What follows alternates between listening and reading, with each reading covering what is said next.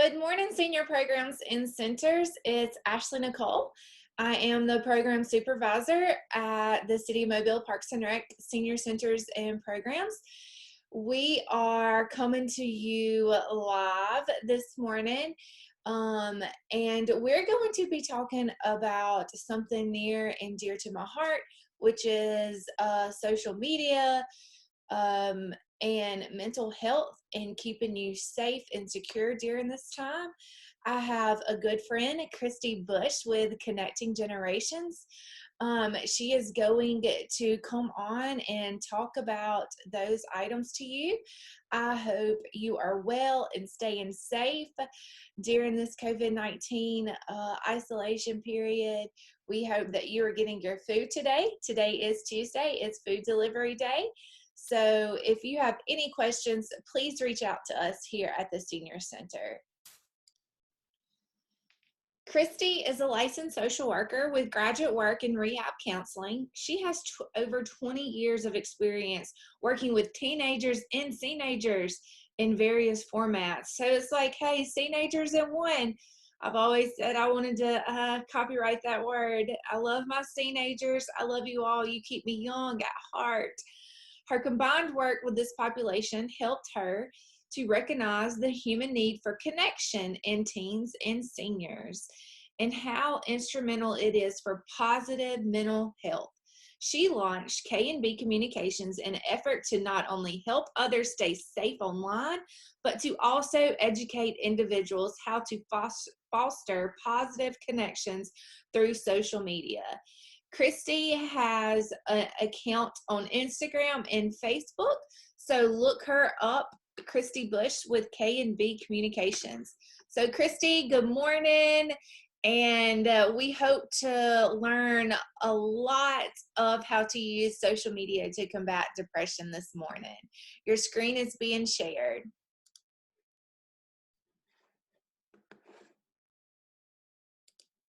Hi, everyone. Good morning or good afternoon, depending on when you are viewing this webinar.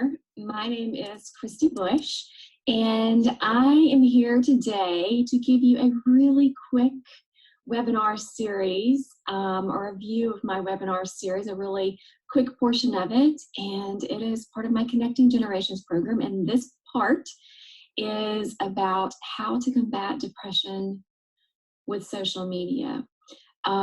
We are going to take a quick dive into signs and symptoms of depression, which are, I think right now, kicked off a lot by isolation and loneliness that we all may be feeling from lockdown, from this new COVID coronavirus situation that we are dealing with. So I think it's important that we continue to fight for our mental health, to make sure that we are taking care of ourselves, to make sure that we are putting the fuel in the tank, so to speak, and that we are reaching out to one another and keeping ourselves safe. And I'm going to give you some ideas on that. And then we're going to talk about some really fun stuff, ways to stay connected through social media, which is my specialty. A little bit about me. I am a licensed social worker. My graduate work is in rehabilitation counseling, and I have over 20 years of experience working with teens and seniors. And all the experience that I've sort of amassed over these years really just kept circling me back to how much we like to be connected as humans, how much we rely on one another, and how important that is.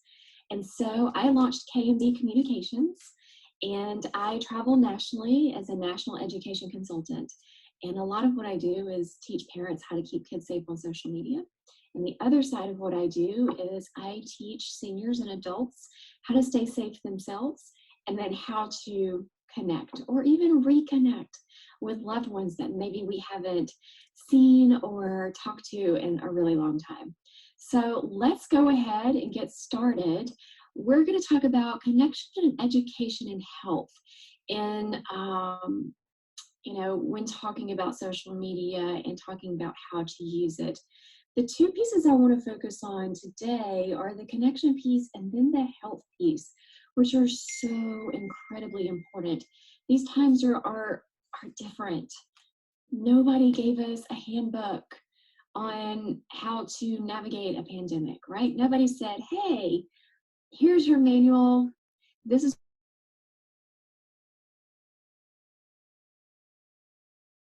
good. Nobody gave us that. So we are definitely in uncharted waters here. So we're gonna kind of go through that just a little bit. Um, Loneliness and isolation are two of the leading causes of depression, and that is among everyone. That is teens, that is, you know, young adults, and that is as seniors. Loneliness and isolation are two of the leading causes of depression. And leading into this pandemic, we were forced into a situation where we might be experiencing loneliness. We were certainly forced into a situation where we are experiencing isolation. So those two things combined together can really create a perfect storm, if you will. So let's talk about some causes of depression in seniors. I want to go over these very quickly. The reason why is because I want you guys to be able to recognize these signs. And if you are experiencing these signs, to be able to know what to do. And we're going to talk about where you can go if you're experiencing these. So health problems is one of the number one depressions, and I think not just for seniors, but for everyone. And that's if you're experiencing illness or disability, chronic pain, cognitive decline, damage to your body. And for sure, right now, we are looking at, serious health issues. I mean, we have a virus that's out there, and it is creating a lot of health issues. Loneliness and isolation, and that is the big one that we want to focus on today. Factors such as living alone, a dwindling social circle, decreased mobility. These things can trigger depression. So if you're noticing some of these things in your life, if you do live alone, and then now we've been asked to isolate, please know that the feelings that you have, first of all, are completely normal. And it is okay to have these feelings. But once they become overwhelming, we need to make sure that we are talking to someone about them. Reduced sense of purpose, retirement, loss of identity, financial security. And so one of the things that we're looking at is financial security issues. And that's across the board, I think, with everyone. Again, that can be a cause of depression. Fears, having fear of dying, or just anxiety that's surrounding financial issues or health issues. Those fears are very real right now. Those fears are prevalent probably in every home that you walk into right now. So I tell you that not to minimize if you have fear, because your fear is warranted and real and justified. I want you to know that there are others that are experiencing the same type of fear. And so I want you to know that you are not alone. And then recent bereavements, death of friends and family members can be a cause of depression. And if you've experienced anyone that has, or had COVID and that has passed away, that is certainly can be a cause for depression. So let's look at some of the signs. I think this is so incredibly important that we go through these signs, because if you are feeling these signs, you want to make sure that you are getting help. So sadness or feelings of despair, unexplained or aggravated aches and pains, loss of interest in socializing or hobbies, weight loss, feeling of hopelessness or helplessness. That is so huge. Lack of motivation.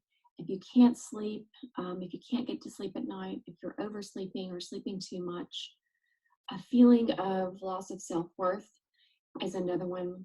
If we've got slowed movement or speech, if we are having an increase in use of alcohol or other drugs, fixation on death or thoughts of suicide, memory problems, and then if we are neglecting our personal care, meaning we're skipping meals and we're forgetting our meds, or we're neglecting getting a shower every day, or just getting out of bed is hard. If you are experiencing any of these, especially if you're experiencing several of these, we want to make sure that we reach out to the appropriate channels. So you guys obviously have access to this video. You can screenshot this or keep these, as a list, print it off, however you want to do it. This is under the helpguide.org. That's where I got this information. But this is truly, I think, across the board, a lot of people are feeling some of these things. Again, give yourself permission to feel these things. Give yourself some grace. It is okay and perfectly okay. I mean, understandable to experience these, because again, our times are different. It's not unlike anything that we've ever experienced. But that's not to say that we can't move past it. That's not to say that there's not help out there. That's not to say that we can't combat this with reaching out to the right places. And we're going to talk about that just a little bit. So if you're experiencing any of those signs, one of the first things, or some of the things that you need to do, first of all, if you are feeling suicidal, if you are having a sense of overwhelming depression, feeling like you cannot continue, if you feel like that you do want to take your life, please call 911 immediately. We're going to reach out for help immediately, and they are going to get you the services that you need. Help is available. If you recognize some of those signs and symptoms, and you're just feeling the overwhelming sense of sadness, and some of those that were listed, let's reach out to a family member. If you have a family member that you can chat with, that you trust, and that you're okay talking with. Speak to a friend. Pick up the phone, call a friend, and we're going to talk about some other ways that you can reach family and friends in just a second. But maybe even reconnect with an old friend. But speak with someone that you trust and share with them how you are feeling. It's so incredibly important. If you're a person of faith, speak with your pastor or your minister or whatever that looks like within your faith. Share with them what you are going through. Share with them what you are experiencing. I promise you they can lead you down the right path to help you to feel better. Call your doctor. I know that right now we are not really allowed in doctors' rooms that much. Things are starting to open up a little bit more, but you can call your doctor. And there's a lot of physicians that are doing Zoom calls. It's very easy to set up. They'll do a FaceTime or Skype or whatever they need to do to protect you. There's so many doctors that are on board with that right now, so they can talk to you about your symptoms and see where you need to proceed from there. Reach out to a local mental health facility. I'm going to list some numbers for you guys on some of these slides, and that's a great way, a great resource to be able to put you in contact with the people that you need to talk to. Contact a counselor. There are a number of counselors, wonderful counselors in your area. Again, a lot of them have gone virtual, so they can do a FaceTime call with you. They can do a phone chat with you, assess your symptoms, and then decide what to do next. What I do not want you to do is to feel like there's no hope, like there's no one to help you, like you have no one to reach out to. I want you to take this list and understand there are people that can help you navigate these symptoms. Here are some resources to contact for help. Again, you can use these to, you can print them off or write them down or keep this video so you have it. But the suicide hotline, again, if you are feeling like you want to take your life, if you are feeling suicidal, please call this hotline. Adult Services is a great number to be able to call. You can tell them, again, your symptoms, how you're feeling, what is going on. Mobile Mental Health Center, they can help you as well. And then, as you guys know, the Connie Hudson Senior Center, who I've partnered with to bring you this video, contact them. And without a doubt, they can get you in contact with these other 3 resources, as well as a number of other resources. If you're having financial hardship, if you are having, like we just talked about, depression, suicidal thoughts, if you are worried about, being able to eat tomorrow, any of these things, providing food, no matter what that looks like, they can get you and point you in the right direction. So again, all of this just tell you there is help available. There are resources available. So let's talk real quickly about a positive way that you can stay connected with family. So family are like branches on a tree. We grow in different directions, yet our roots remain as one. I just love this quote.